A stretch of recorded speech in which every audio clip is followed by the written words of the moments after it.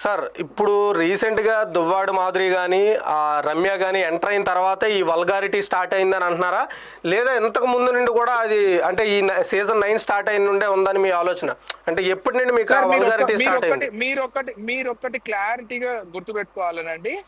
Vulgarity అనేది ఇప్పుడు start అయిందా, ఇంతకు ముందు స్టార్ట్ అయిందా అని కాదు. అసలు బిగ్ బాస్ షో లాంటి షోలు సమాజానికి ఏం అవసరము?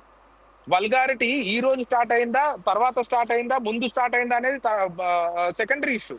బిగ్ బాస్ షో లాంటి షోలు సమాజానికి దేనికి అవసరపడతాయి?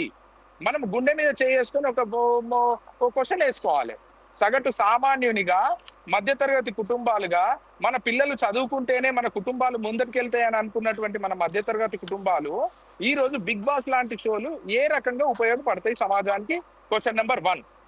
సెకండ్ థింగ్, ఒక ఉన్నతమైన కుటుంబం నుంచి వచ్చినటువంటి నాగార్జున గారు నిజంగానే ఆయన టీఆర్పీ రేటింగ్స్ పెంచుకోవాలన్నా, లేకపోతే నిజంగానే ఆయన ఏదైనా సీరియల్స్ ప్రమోట్ చేయాలన్నా కూడా ఎన్ని మంచి మంచి కార్యక్రమాలు ఉన్నాయండి.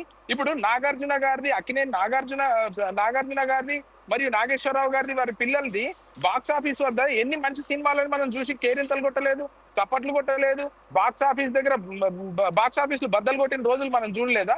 మరి అట్లాంటి ఒక కుటుంబం నుంచి వచ్చిన వాళ్ళు బిగ్ బాస్ లాంటి షోని ఎందుకు తీసుకోవాలి? సరే, ఇంటర్నేషనల్ వేదికల పైన బ్రెజిల్లో లేకపోతే ఇంకా ఇతర దేశాలలో ఎక్కడెక్కడో బిగ్ బాస్ షోలు నడిచినాయి అంటే పాశ్చాత్య సంస్కృతిలో వాళ్ళు ఏం చేస్తున్నారో మనకు సంబంధం లేదండి. భారతదేశం లాంటి ఒక సంస్కృతి సంప్రదాయాల పైన నడిచేటువంటి దీంట్లో బిగ్ బాస్ షో దేనికి ఉపయోగపడుతుంది?